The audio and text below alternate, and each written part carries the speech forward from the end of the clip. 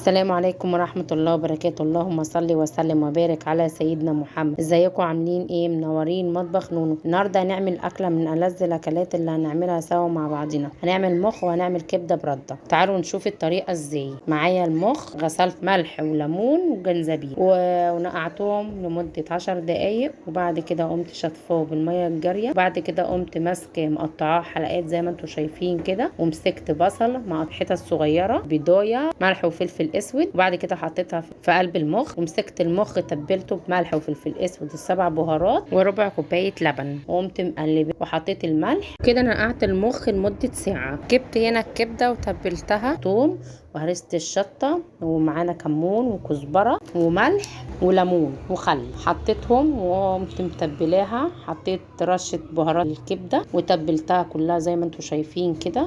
وهنا هنعمل الطحينه. معايا الطحينه مع حاطه فيها خل، فص ثوم وكمون ورشه شطه، وحطيت حبه زيت، وبعد كده قمت مقلباهم كلهم في قلب بعضيهم، وقمت عصر عليها نص ليمونه. جهزت الطحينه وخلصتها في البقسماط وقلبته. حطيت حبه كركم، متبله المخ زي ما انتم شايفين كده، وقلبته كله بطرف ايدي زي ما انتم شايفين كده. وبعد كده قمت مفرطاه ايدي البقسماط حطيته اتبل، وبعد كده هقوم ماسكه الكبده متبلاها. الكبده حاطه معاها، وانا خلصت الكميه زي ما انتم شايفين كده. وهنا حطيت رده عليها دقيق، عليها معلقه نشا، وقلبتهم كلهم في قلب بعضيهم. وحطيت معلقه كزبره ومعلقه كمون، حطيتهم في قلب الرده وقلبتهم كلهم في قلب بعضيهم. وهنا تبلت الكبده زي ما انتم شايفين كده. بس للاسف انا اما جبت الكبده رصين الكبده من فوق، الشرايح اللي هي الحلوه من فوق، ومن تحت حاطين الكبده اللي هي المهريه.